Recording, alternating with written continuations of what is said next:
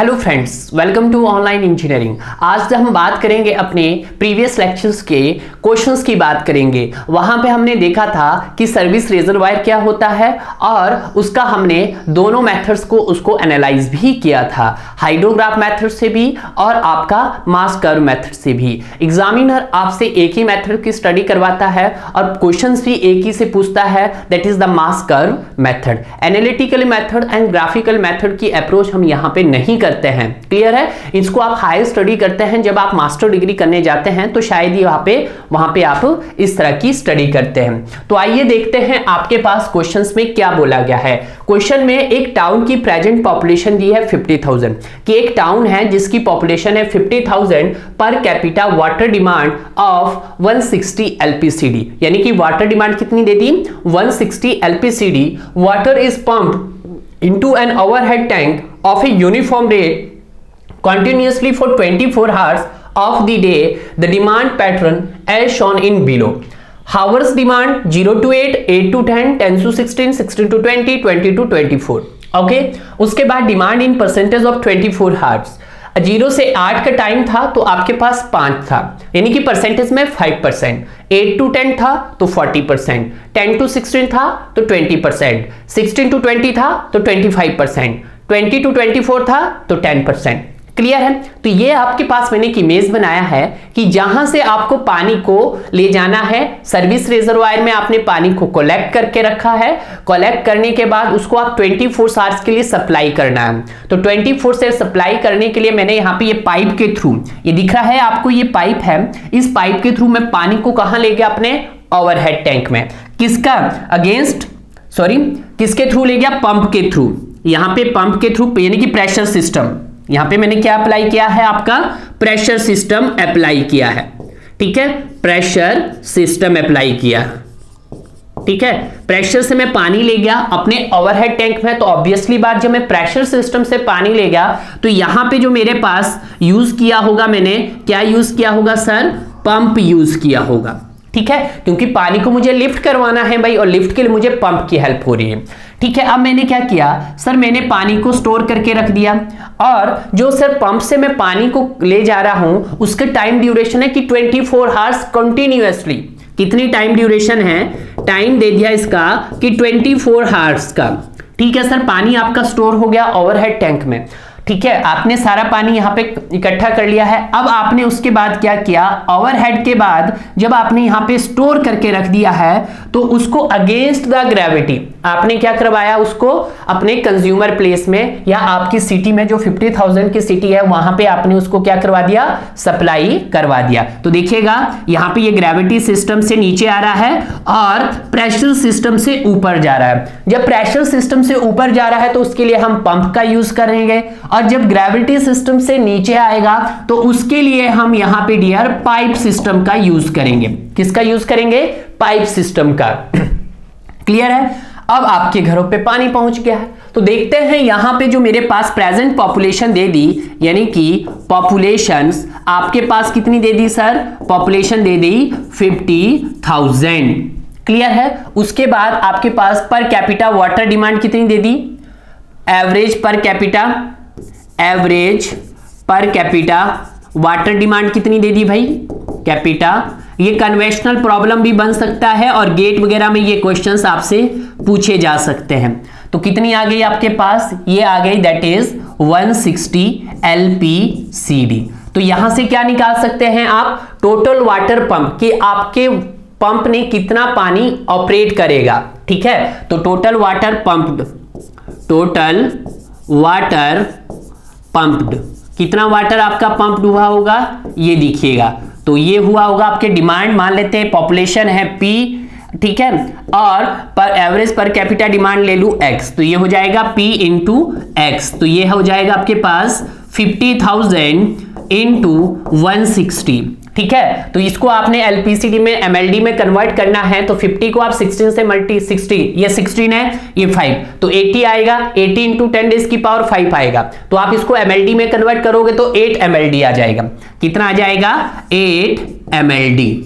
Clear है। उसके बाद बोला उसने कि जो आपकी सप्लाई हो रही है 24 आवर्स हो रही है, यानी कि 24 घंटे हो रही है। तो यहां से क्या निकाल सकता हूं मैं, पर हावर्स की सप्लाई निकाल सकता हूं, पर हावर्स की सप्लाई रेट।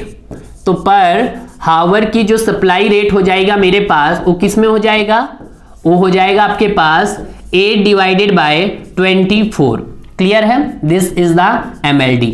आप चाहो तो इसको फ्रैक्शन में भी कर सकते हो और चाहो तो इसको मैं 1/3 MLD भी लिख सकता हूं। क्लियर है। तो इस तरह से हमारा यहां पे ये डाटा था जो एग्जामिनर ने दिया हुआ था हमें, ठीक है। इसके बेस पे हमने इस सिटी को डिजाइन करना है। अब बड़े ध्यान दीजिएगा, आगे का जो प्रोसीजर है वो बड़े ध्यान से समझिएगा।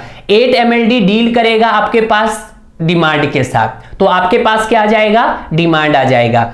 जब यही 1/, और जो यहां पे ये सप्लाई रेट है ये आपका किससे डील करेगा, आपकी सप्लाई से डील करेगा। तो मेरी बात ध्यान रखना कि जो आपका 8 MLD है वो किससे डील करेगा सर, वो डिमांड से डील करेगा। किससे डील करेगा, डिमांड से डील करेगा। और जो आपके पास पर हावर की सप्लाई रेट हो किससे डील करेगा, आपकी सप्लाई से डील करेगा। किससे डील करेंगे सर, सप्लाई से। क्लियर है। अब देखिएगा आगे, यहां पे आपके पास एक मैंने बनाया है चार्ट, टाइम्स दिया हुआ है। टाइम क्या क्या दिया हुआ है सर, आपके पास टाइम दिया है 0 से 8, पीछे क्वेश्चंस में है भाई, ये देखिएगा क्वेश्चंस में है 0 to 8, 8 to 10, 10 to 16, 16 to 20, 20 to 24। Clear है। तो यहां पे मैं क्या कर रहा हूं सर, टाइम पुटअप कर रहा हूं। कितना सर, 0 से 8, 8 से 16, सॉरी 8 से 10 और 10 से 16 है आपका, और 16 से 20 है, और 20 से आपका 24 है। क्लियर है। अब डिमांड कितनी दे दी आपको, परसेंटेज में दे दी, तो 5%, यानी कि 8 MLD का 5% कितना हुआ, 5/100 इंटू 8 MLD। देखिएगा यहां पे 5% डिमांड है, 5%, यानी कि 8 MLD का 5%, 8 MLD का 40%, 8 MLD का 28, 25, 10, ठीक है, ये निकाल देंगे आप। उसके बाद 5 के बाद 40 का कितना, 8 MLD 40%, 8 MLD का 40% और 8 MLD का 20%, तो 20% किसका, 8 MLD का। तो 8 MLD तो कॉमन ही है आपके पास। उसके बाद 25/100 into 8 MLD and this is the 10 divided by 100 into 8 MLD। ठीक है, यूनिट देखिएगा इसकी MLD में भी रहेगी। अब देखिएगा, अब इसको सॉल्व करेंगे यहां पे, तो इसको सॉल्व करने पे क्या आ रहा है आपके पास, देखिएगा यहां पे आपके पास 2 हो जाएगा, 25 चौका 5, तो यहां पे कितना आ जाएगा, 0.4 आ जाएगा। कितना आ जाएगा, 0.4। इसको सॉल्व करेंगे आप, तो यहां से काटने की कोशिश कीजिएगा, 32 10 3.2 कितना आ गया, 3.2। अब यहां से भी ये कट जाएगा 5, तो 8/5 आया, 5 0 5 कम, तो 1.6 आ गया। तो कितना आ गया, 1.6 आ गया। अब इसी तरह से इसको करो, तो ये आया, तो यहां से इसको किया तो कितना आया, 2 आया। ठीक है, इसको यहां से किया तो कितना आया, 10 10 8/10 4/5, तो यहां पे कितना आया, 0.8 आ गया। क्लियर है। तो इस तरह से हमने यहां पे क्या कर दिया है, अपनी कैलकुलेशन। आप कैलकुलेशन चेक भी कर लेते हैं, देखो आपके लिए मैं कैलकुलेशन एक बार ट्राई चेक कर लेता हूं। 10/100 इंटू 8, तो 0.8 सही है, ये भी सही है भाई सारी। अब हम सप्लाई की बात करते हैं, और जब सर सप्लाई की बात आप करोगे तो सप्लाई आपके साथ किसके साथ डील होगा, पर हावर्स की सप्लाई है, यानी कि 1/3 MLD के साथ अब हम डील करेंगे। अब देखिएगा यहां पे सप्लाई, देखिएगा यहां पे 1/3 है सर, तो मैं यहां पे 1/3 लिख रहा हूं। ठीक है, सप्लाई 1/, अब देखिएगा यहां पे, अब यहां पे सर 0 से 8 आवर्स के बीच में कितने हावर्स हुए सर, 8 हावर्स हुए, तो यहां पे लिख दो सर 8 हावर्स हुए हैं। और यहां पे कितने हावर्स का लेफ्ट हुआ है सर, 2 हावर्स, और यहां पे कितने का हुआ सर, 6 का, और यहां पे कितने का हुआ, 4 का, और यहां पे भी कितने का हुआ, 4 का हुआ। तो 1/3 इंटू हावर्स कर दीजिएगा। यहां पे भी आप 1/3, क्योंकि सप्लाई तो आपकी कांस्टेंट रहेगी, इनटू यहां पे ये 2 हो गया। उसी तरह से 1/3 इंटू आपके पास 6 हो गया, यहां पे भी 1/3 इंटू 4 हो गया, यहां पे भी 1/3 इंटू 4 हो गया। ठीक है, अब बड़े ध्यान से देखिएगा, इसको सॉल्व करेंगे तो आपके पास 8/3 आएगा, और 8/3 आपके पास कैलकुलेट करना पड़ेगा भैया इसको, ठीक है। अब हम चाहे तो इसको कैलकुलेट कर सकते हैं या इसको फ्रैक्शन की फॉर्म में भी लिख सकते हैं आप। तो 8/3 आया सर, यहाँ पे 8/3 आया, यहाँ पे सर 2/3 आया, यहाँ पे सर सॉरी कहां ले गए हम कम्युलेटिव, यहाँ पे ये आया आपके पास 8/3, ये आया 2/3 और ये आया आपके पास 6/3 और ये आया आपके पास 4/3 और ये भी आया आपके पास 4/3। क्लियर है। अब हमें कम्युलेटिव डिमांड देखना है। अब यहां पे कुछ इंपॉर्टेंट पॉइंट्स हैं, वो मैं आपको साथ साथ बताता जाऊंगा, ठीक है। वो क्या है वो देखिएगा। यहां तक आपका कंप्लीट हो गया है। अब आपको कम्युलेटिव डिमांड देखना है। तो कम्युलेटिव डिमांड, अब इस डिमांड यहां पे डिमांड है, इसका कम्युलेटिव क्या हुआ है 0.4, तो 0.4 ही रहेगा, यानी कि सर 0.4 तो 0.4 ही रहेगा। अब 0.4 में हम 3.2 ऐड करेंगे तो यहां पे कितना आ जाएगा सर 0.4 प्लस 3.2, तो आपके पास कितना बन जाएगा, तो आपके पास यहां पे बन जाएगा दैट इज 3.6, ठीक है। अब इस 3.6 में हम क्या ऐड करेंगे सर 1.6, तो 3.6 प्लस 1.6 तो आपके पास कितना आ जाएगा सर 5.2 आ जाएगा। अब 5.2 में 2 ऐड करेंगे, यानी कि 5.2 में प्लस 2 ऐड करेंगे तो कितना आ जाएगा सर आपके पास, तो ये आ जाएगा 7.2। 7.2 में हम क्या ऐड करेंगे 0.8, 7.2 में हम क्या ऐड करेंगे प्लस 0.8, तो आपके पास कितना आ गया 8। तो यहां पे कम्युलेटिव डिमांड आपके पास 8 आ गई। और मैंने आपको पहले भी बताया था कि टोटल डिमांड जो आपके पास है पंप्ड की वो कितनी है 8 mld। तो इसका मतलब ये हुआ कि जो हम अपना क्वेश्चंस कर रहे हैं वो हम सही डायरेक्शन में जा रहे हैं। क्लियर है। अब बारी आती है आपके पास कम्युलेटिव सप्लाई की। तो ये किसके साथ डील करेगा, ये डील करेगा आपके पास सप्लाई के साथ। तो यहां पे 8/3 था सर, तो नो डाउट यहां पे भी क्या रहेगा आपके पास 8/3 रहेगा, ठीक है। तो इसको मैं थोड़ा सा दूसरे पेन से लिखने की कोशिश करता हूं भाई, इससे। अब यहां पे सर 8/3 तो 8/3 ही रहेगा।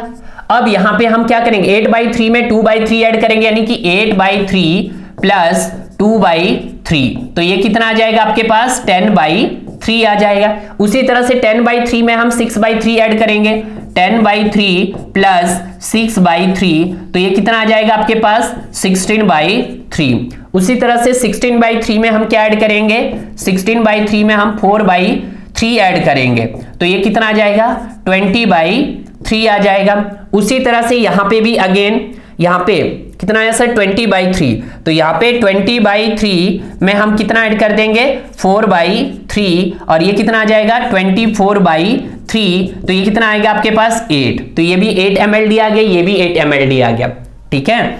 तो आप यहां पे लिख सकते हैं यूनिट क्या आ रही है इसकी 8 mld 8 mld, ठीक है। यहां पे कंप्लीट हो गया सर। कैसे किया देखिएगा, जैसे आपने डिमांड किया वैसे ही आपने यहां पे कम्युलेटिव सप्लाई कर दिया। अब यहां पे प्रॉब्लम ये होती है कि सर डेफिसिट और एक्सेस, मैंने आपको पहले भी बताया था डेफिसिट एक्सेस का मतलब होता है स्टोर होना और डेफिसिट का मतलब होता है कमी होना, ठीक है। तो यहां पे दो चीजें याद रखना कि डेफिसिट का मतलब कमी, एक्सेस को हम एक और टर्म में भी लिख सकते थे सरप्लस, तो यहां पे लिख देता हूं मैं, इसको आप सरप्लस भी लिख सकते हैं, डिफिसिट को आप डिप्लीशन भी लिख सकते हैं, ठीक है, और इसको आप एक्सेस सरप्लस, ठीक है। अब बड़े ध्यान दीजिएगा, अब खेल यहीं पे है। अगर आपको ये समझ आ गया तो मान लो आपका काम बन गया है।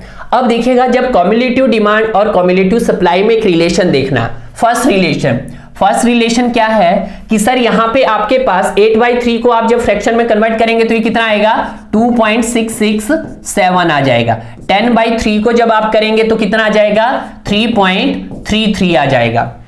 सॉरी मैं इसको थोड़ा सा इसका पेन इंक चेंज करता हूं क्योंकि गलती ना हो जाए, ठीक है। फ्रैक्शन बना लेते हैं, इसके कैलसी है मेरे पास। तो देखिएगा 8/3, तो 8/3 को करेंगे 2.667, तो यह आ जाएगा 2.667। उसी तरह से 10/3 करेंगे तो 10/3 करेंगे आपके पास तो यह आ जाएगा 3.333।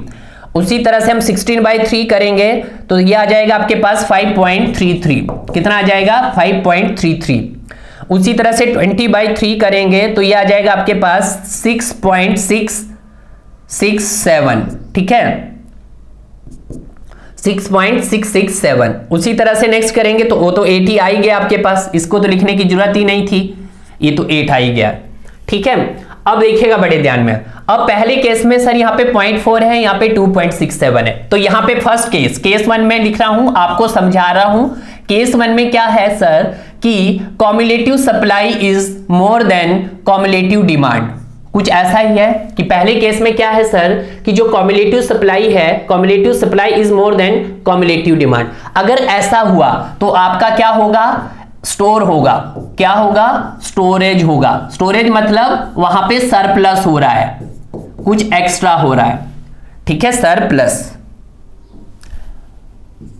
ठीक है। अगर cumulative supply is more than cumulative demand, तो सर जो भी आप इनका पहले डिफरेंस लीजिएगा, तो इनका डिफरेंस क्या आ जाएगा आपके पास, दैट इज 2.667 माइनस 0.4, तो इसका डिफरेंस देखिएगा 2.667 माइनस 0.4, तो ये कितना आ रहा है आपके पास, दैट इज 2.267, तो ये आ रहा है आपके पास 2.267। क्लियर है। जब ये 2.267 आ रहा है तो अब ध्यान दीजिएगा, अगर तो सर कॉम्युलेटिव सप्लाई बड़ा था तो आप इसकी वैल्यू कहां रखेंगे, एक्सेस में रखेंगे। अगर सर कॉम्युलेटिव सप्लाई छोटा हुआ तो इसकी वैल्यू डेफिसिट में रखेंगे।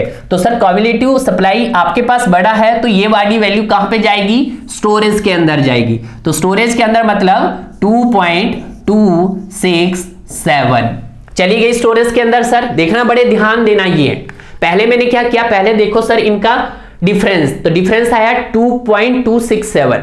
फिर देखो सर सेकंड देखो कि कॉम्युलेटिव सप्लाई बड़ा है या कॉम्युलेटिव डिमांड। अगर तो कॉम्युलेटिव सप्लाई बड़ा है तो आपको डालना है उसको एक्सेस में, यानी कि वहां पे कुछ ना कुछ ऐड हुआ होगा, ठीक है।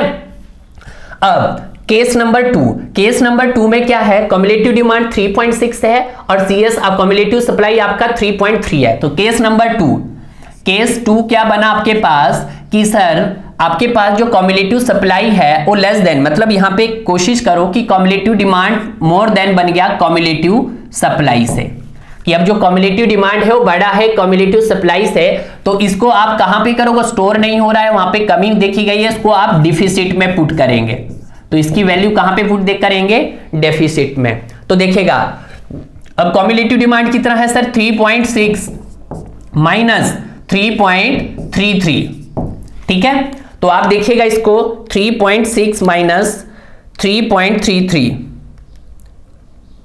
3.6 माइनस 3.33, तो ये आया आपके पास 0.27। कितना आया, 0.27। तो आप यहां पे अब किस में, डिफिसिट में पुट करेंगे तो 0.27। क्लियर है। अब हम नेक्स्ट करते हैं। अब देखिएगा थर्ड वाले केस में क्या है sir, cumulative demand is more than cumulative supply, नहीं cumulative supply, case 3, case 2 and case 3। Sir cumulative supply is more than cumulative demand, तो क्या करेंगे हम, स्टोरेज करेंगे।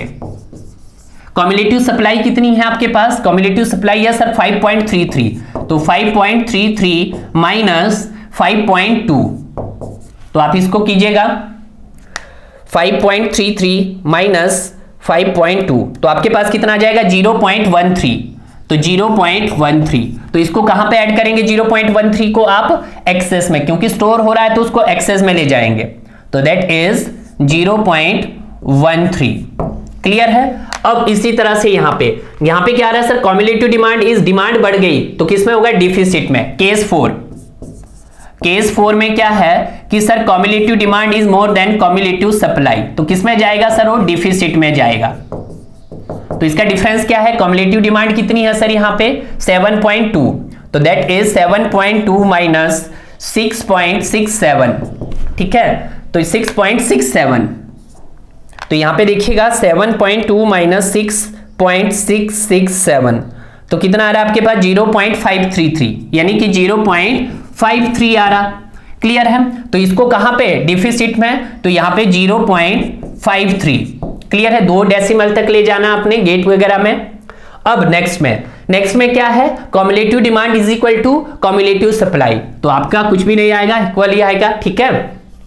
तो इस तरह से आपको अगर ये केसेस समझ आ गए तो तभी इस क्वेश्चंस के करने के फायदे हैं, और ज्यादा भी नहीं है। आपको सिर्फ इसको ध्यान देना है, ये वाला चार्ट, अगर ये वाला चार्ट आपको समझ आ गया तो आपके क्वेश्चंस यहां पे बन जाएंगे, ठीक है। अब इसको मैं थोड़ा सा माइक्रो कर रहा हूं आपके लिए, थोड़ा सा अब देखिएगा यहां पे, अब यहां पे क्वेश्चंस में क्या पूछा है, क्वेश्चन में पूछा गया determine the requiring the balancing storage capacity. तो बैलेंसिंग स्टोरेज कैपेसिटी मैंने आपको पहले भी बताया था कि ए प्लस बी, ठीक है, ए मतलब सरप्लस, बी मतलब डिफिसिट। तो सरप्लस, अब देखिएगा सरप्लस मतलब एक्सेस, इन दोनों का क्या होता है, सम होता है, देखे थे हम, ठीक है। यानी कि ये वाली वैल्यू जो आपके पास आई, ये एक्सेस की वैल्यू जो आई, ये क्या है आपके पास, ए है एक तरह से। ये जो वैल्यू आई है ये क्या आई है आपके पास, अब देखना आपने बड़े ध्यान से, एक्सेस का सबसे बड़ा मैक्सिमम कौन सा है, एक्सेस का मैक्सिमम क्या है सर, ए, तो इसको मान लेता हूं मैं ए, ठीक है। अब डिफिसिट का सबसे मैक्सिमम क्या है सर, 0.53, तो इसको मान लेता हूं मैं सर बी, इसको मान लेता हूं बी। तो इन दोनों का सम क्या हुआ आपके पास, बैलेंसिंग स्टोरेज कैपेसिटी, ठीक है। तो यहां पे देखिएगा हम स्टोरेज कैपेसिटी या बैलेंसिंग स्टोरेज, तो बैलेंसिंग स्टोरेज, तो बैलेंसिंग स्टोरेज आपके पास क्या हो जाएगा, it is the sum of, ये सम हो जाएगा किस का, आपके पास मैक्सिमम किसका, मैक्सिमम सरप्लस का, सरप्लस बोलो या आप एक्सेस बोलो, ठीक है, और सम ऑफ किसका, सम ऑफ आपका डिफिसिट का, मैक्सिमम ऑफ डिफिसिट। अब देखिएगा मैक्सिमम सरप्लस एक्सेस मींस ए, तो ये है आपके पास सर ए, तो इसको लिख दो ए, और ये है आपके पास बी। तो सिंपल आ गया आपका बैलेंसिंग स्टोरेज, क्या बताया था मैंने आपको, ए प्लस बी बताया था, तो वैसे ही बन गया आपका क्वेश्चन। तो ए कितना है सर हमारे पास यहाँ पे, सर ए है मैक्सिमम का 2.267 और बी मैक्सिमम कितना है सर 0.53, ठीक है। तो इसको ऐड कर दीजिएगा, कितना आया आपके पास, तो ये आया 2.267 प्लस 0.53, तो आपके पास कितना आया है 2.797। तो यहां पे जो आया आपके पास 2.797 यानी कि 2.8, तो बैलेंसिंग स्टोरेज कितना रहा उसका 2.8 mld का रहा होगा, ठीक है, दैट इज mld का रहा होगा। तो ये है आपके लिए जो आपको एग्जाम में थोड़ा सा अलग बनाएंगे, ठीक है। और शायद ही आपको ये बहुत सारे स्टूडेंट ऐसे हैं जिनको ये क्वेश्चन ही समझ नहीं आता, तो अब ऐसी कोई प्रॉब्लम नहीं होगी कि आपको इस टाइप के क्वेश्चन में कोई दिक्कत रही होगी। तो ये आपको इस तरह से था, किस तरह से इसको डिजाइन किया हमने, एक बहुत अच्छे से इसको डिजाइन कर लिया भाई। अब चलते हैं क्वेश्चन नंबर नेक्स्ट पे भी, ठीक है। जिनको शायद ही लगता है कि सर एक क्वेश्चन तो आपने बना लिया है, क्या हम और क्वेश्चन भी बना सकते हैं, बिल्कुल बना सकते हैं।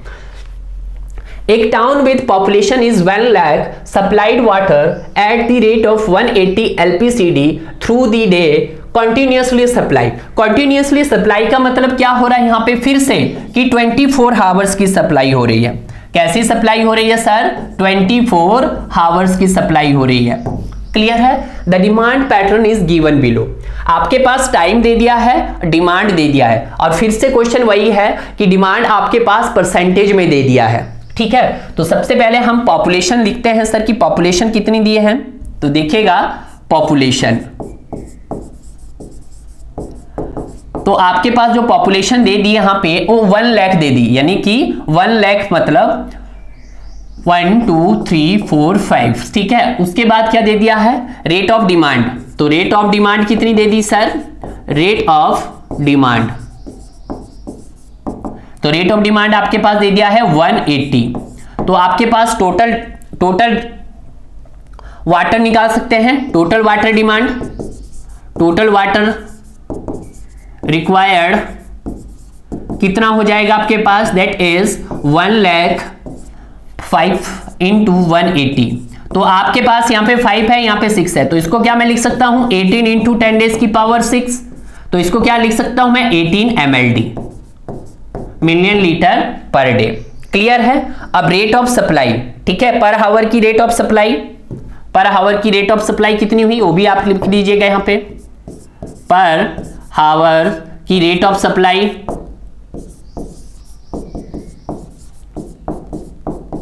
अब आपके पास यहां पे अगर कंटिन्यूअस दे दिया, हो सकता है वो 12 देता, तो आप 12 से डिवाइड कर देते, यहां पे क्या होगा 24 दे दिया। कंटिन्यूअस का मतलब है एक आपके पास इंटरमिटेंट सप्लाई होती है और एक कंटिन्यूअस सप्लाई होती है, ठीक है, यहां पे ध्यान दीजिएगा कि जो सर सप्लाई सिस्टम होते हैं आपके पास, पहले भी बताया था सप्लाई करने के सिस्टम दो ही होते हैं। कौन कौन से होते हैं सर? एक होता है कॉन्टिन्यूअस सिस्टम, कॉन्टिन्यूअस सिस्टम, और दूसरा होता है आपके पास इंटरमिटेंट सिस्टम। कौन सा होता है? Intermittent system. कॉन्टिन्यूअस सिस्टम में जो सप्लाई होती है वो आपके पास 24 आवर्स होती है, 24 घंटे होती है, और जो यहां पे होती है वो पीक इन हार में होती है, डे के किसी पीक इन हार में होती है। क्या होती है? डे के किसी पीक इन हार में होती है। ठीक है, ये चीज आपको पहले है, और याद रखना है जो आपके जो दिल्ली का जो प्लान किया गया है वो इंटरमिटेंट सिस्टम से किया गया है, कि दिल्ली शहर का जो सिस्टम है, वाटर सप्लाई का सिस्टम है, वो किससे डिजाइन किया है? इंटरमिटेंट सिस्टम से ही सप्लाई किया गया है। वैसे तो ऑल ओवर इंडिया में हम इंटरमिटेंट ही रखते हैं। ठीक है, तो ये चीज आपको यहां पे आ गई है। तो अब देखिएगा रेट ऑफ सप्लाई को फिर से हम उसी तरह से करेंगे जैसे प्रीवियस क्वेश्चन किया। तो यहां पे 18 डिवाइडेड बाय 24, तो ये हो जाएगा आपके पास 18 डिवाइडेड बाय 24 mld। आप चाहो तो इसको फ्रैक्शन में तोड़ भी सकते हो, नहीं तोड़ना तब भी आपकी मर्जी। चलो मैं देखता हूं, 18 डिवाइडेड बाय 24, तो ये कितना आ जाएगा? 0.75 mld। क्लियर है? अब फिर से जो आपके पास यहां पे टोटल रिक्वायर्ड है 18 mld, ये डील करेगा आपके पास डिमांड के साथ, और 0.75 डील करेगा आपकी सप्लाई के साथ। क्लियर है? बिल्कुल। तो यहां पे 0 डिमांड कितना है सर? पहले देख लीजिएगा डिमांड कितने परसेंट है? 45, 25 और 30% है। 45, 25 और 30% है, तो 18 का 45%, 18 mld था ना, तो 18 का 45%, तो 45%, 45 बाय 100 इंटू 18। ठीक है, उसके बाद 45 के बाद कितना है सर? 25, यानी कि 25% मतलब 20 बाई 100 इंटू 18। उसके बाद कितना है सर? 30 by 100 into 18। क्लियर है? अब यहां पे देखिएगा, इसको सॉल्व कर दीजिएगा यहां पे, तो ये आ जाएगा 0.45 इंटू 18 mld। तो ये कितना आया आपके पास? 8.1 आ जाएगा। कितना आया? 8.1। यहां पे इसको करोगे तो ये कितना आएगा? 18/4, तो 18/4 किया अपने पास तो 4.5 आया। ठीक है, उसके बाद आपने यहां पे 30/100, तो 0.3 इंटू 18, 0.3 इंटू 18, तो ये कितना है आपके पास? 5.4 आ गया। क्लियर है? अब देखना है सप्लाई। अब सप्लाई भी उसी तरह से डील होगा जैसे हमने पहले किया था।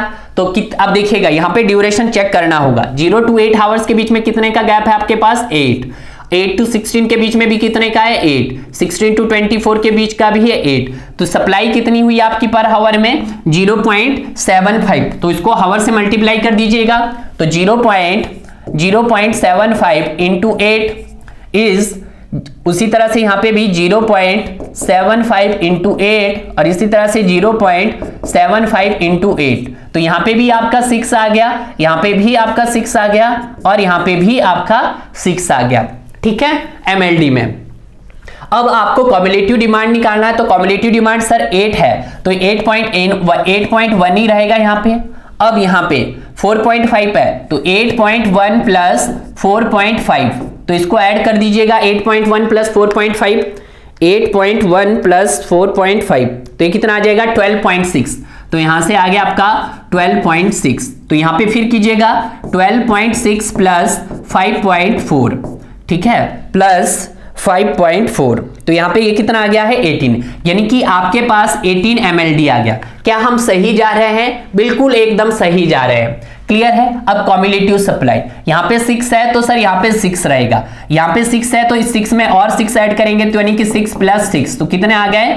12। अगेन 6 है, तो 12 प्लस 6 किया, तो कितना आया सर? 18 आया। ठीक है, हम बिल्कुल सही जा रहे हैं। ये भी 18 आ गया, ये भी 18 आ गया। अब केस 1 में देखते हैं। केस 1 में आप सभी ने पढ़ा था सर कि अगर cumulative demand is more then, यहां पे कम्युलेटिव डिमांड मोर है, more than cumulative supply, cumulative supply, तो क्या होता है सर आपके पास? तो डेफिसिट होता है। क्या होता है? डेफिसिट होता है। कुछ यही पढ़े थे। डिमांड क्या है 8.1 माइनस 6, तो ये कितना है आपके पास 2.1। तो 2.1 आप कहां रखने वाले हैं, डिफिसिट में रखने वाले हैं। तो यहां पे रख दिया हमने डिफिसिट में 2.1। अब केस 2 में कम्युलेटिव डिमांड 12.6 है, कम्युलेटिव सप्लाई 12 है, यानी कि फिर से केस 2 में क्या है सर, केस 2 में फिर हमारे पास है cumulative demand is more then cumulative supply, यानी कि किस में जाने वाला है, ये डिफिसिट में जाने वाला है। तो कम्युलेटिव डिमांड कितनी है 12.6 माइनस 12, तो कितना आ गया आपके पास 0.6। तो यहां पे आपके पास आंसर आ जाएगा 0.6। उसी तरह से नेक्स्ट कम्युलेटिव डिमांड और कम्युलेटिव सप्लाई, तो यहां पे क्या है, क्लियर है, एक्सेस कोई भी नहीं आया। तो अब आपको क्या निकाल, अब देखिएगा क्वेश्चन को थोड़ा सा हम फिर देख लेते हैं। क्वेश्चन में क्या बोला है, find the balancing storage capacity of the reservoir. Clear है, तो यहां पे एक्सेस में आपका कोई भी वाटर नहीं आया तो आप लेंगे भी नहीं, ठीक है। तो आपके पास बैलेंसिंग स्टोरेज, तो आपके पास ये है, एक्सेस में है कोई भी नहीं है, तो इसका सर ए है, A1 हो सकता है, A2 हो सकता था, A3 हो सकता है, कुछ भी नहीं आया, ठीक है, तो आपको लिखना नहीं है। अब यहां पे देखना है डेफिसिट का मैक्सिमम क्या है सर 2.1 है, तो दैट इज बी। तो A1 तो यहां पे 0 है, A2 भी 0 है, ये सारे 0 है, इनका है ही नहीं, ठीक है। तो अब यहां पे A3 भी क्या आ रहा है आपके पास 0 ही आ रहा है, तो उसको लिखने की जरूरत ही नहीं है वैसे, ठीक है। जब नहीं आ रहा है तो उसको मत लिखिएगा आप, क्योंकि यहां पे एक डिमांड इक्वल हो रही है, cumulative demand is equal to cumulative supply, तो यहां पे आपके पास यही आया है। तो यहां पे आपके पास बैलेंसिंग स्टोरेज जो होता है, फिर से हम देख रहे हैं बैलेंसिंग स्टोरेज आपके पास क्या होता है, मैक्सिमम ऑफ किसका, डेफिसिट का, बिल्कुल सही सर, और मैक्सिमम ऑफ किसका सर, मैक्सिमम ऑफ आपका एक्सेस का। तो यहां पे एक्सेस तो नहीं है, यानी कि मैक्सिमम डेफिसिट कितना है आपके पास, मैक्सिमम है सर 2.1, यानी कि ये ए बी है और एक्सेस ए है। तो बी कितना है आपके पास, दैट इज 2.1, और ये कितना है प्लस ये है आपके पास 0, ठीक है। तो आपके पास फाइनल क्या बन जाएगा 2.1 mld, यानी कि जिसको आप डिजाइन करेंगे, जिससे आप 24 की सप्लाई करोगे, तो उसमें भी आपका टोटल डिमांड में से कितना रहना चाहिए 2.1 आपके ओवरहेड टैंक में रहना चाहिए। क्लियर है, तो ये चीज भी आपको बिल्कुल क्लियर हो गई होगी। इस तरह की प्रॉब्लम है जो अक्सर एग्जामिनर आपसे पूछ सकता है डियर। तो ऐसा कोई भी आपको यहां पे कंसेप्ट नहीं छोड़ा मैंने जो आपको क्लियर नहीं होगा, क्लियरली क्रिस्टल करवा दिया है कि सर आपको कैसे कैसे इस क्वेश्चंस को फ्रेम करना है और कैसे आपने इस क्वेश्चन को सर यहां पे डिजाइन किया है। क्लियर है, तो okay guys, thank you for watching this video.